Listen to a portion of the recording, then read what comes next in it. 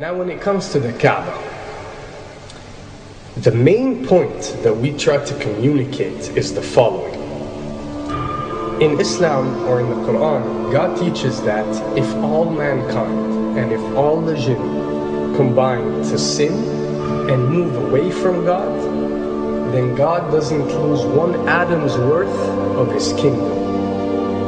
And if mankind and jinn combined to dedicate every second of their life to prayer and to worship of the one God, then God's kingdom doesn't gain one atom's worth as well. What does this philosophy teach you?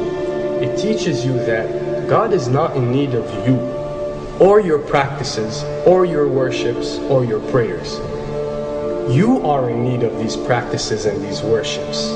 You are in need of God and not the other way around. If you can understand that philosophy, then you can appreciate prayers and what they are meant to do, which is basically enlighten you. So when dealing, for example, with the Kaaba, Muslims are required to go and perform Hajj one time in their life, and it's one of the 5 pillars of Islam.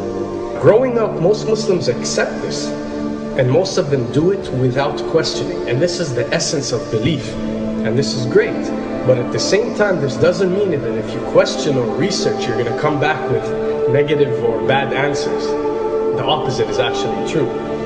So when we started researching into the esoteric agendas and we started researching the elite, we found out how much certain type of practices and rituals can affect your lives.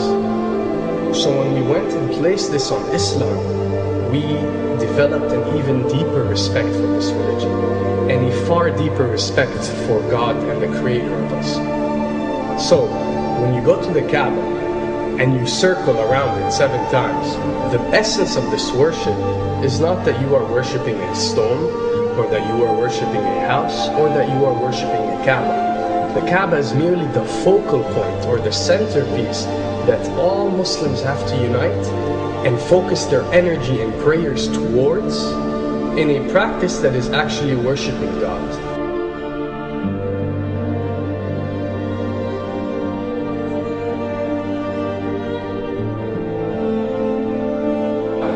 Now, going in circles counterclockwise does not break you away from time and space.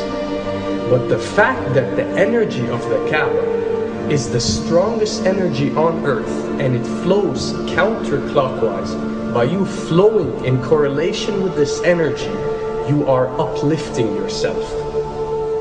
You are reaching spiritual levels that you rarely do experience anywhere else on earth.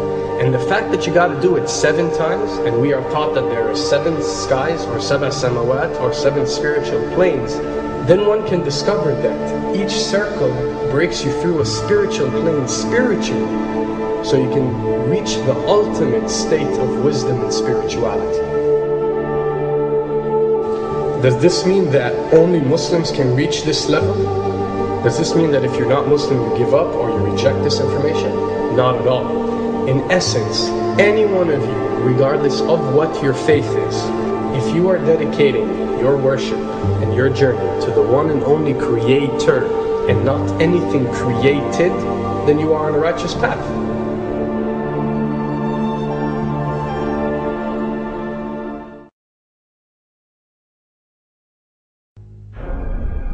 To begin with, the significance of 911. What you have to understand, and what we are trying to explain, is that when dealing with extra dimensions, or when dealing with beings from extra dimensions like jinn, for example, or when dealing with the Illuminati, or the elite, or people that follow a certain type of esoteric agendas, although me and you communicate through words and letters, they have chosen a different type of language. And this is a cross-boundary type of language. This is a language that goes across the boundaries, understood by all. And this is the language of numbers and shapes. And this is why whenever you do research about these groups, you'll find out that they practice something called sacred numerology and sacred geometry. What does this mean? It means that each number is given a meaning. Each shape is given a meaning. A meaning is communicated whenever a shape is presented or a number is presented by these specific groups. I'm not talking about random people or random groups. We're talking about specific groups that follow this type of agenda.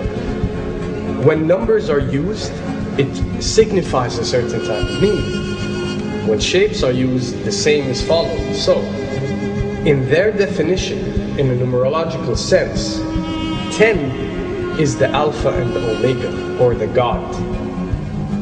11 is a step above God. 101 is a step above God. 911 or 911 is the skipping of God. It is the ultimate challenge.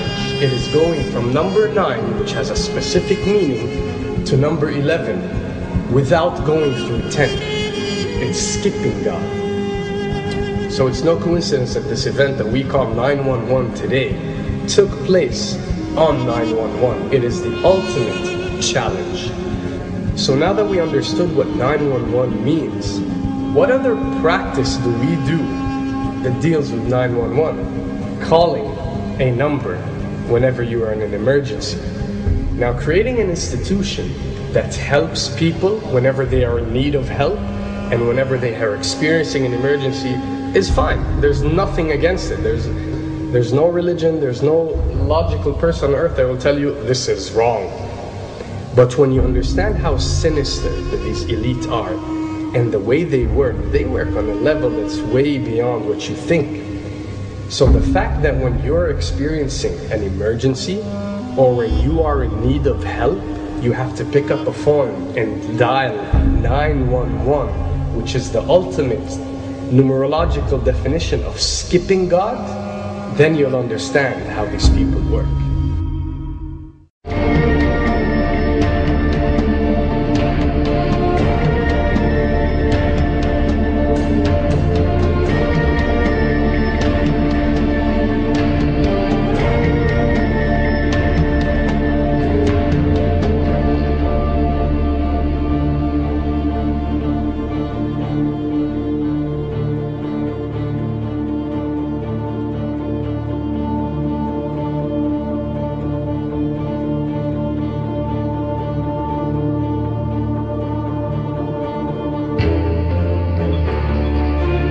And when dealing with rituals, we recognize that everything adds up. For something to be a ritual, everything has to be in place, everything has to be perfect. And my advice is, if you want to recognize that something is satanic, it has to add up in all sense. The numbers have to add up, the shapes have to add up, the event has to add up, it has to have one general meaning. The pieces of the puzzle fit perfectly. That's when you recognize when something is ritualistic or satanic.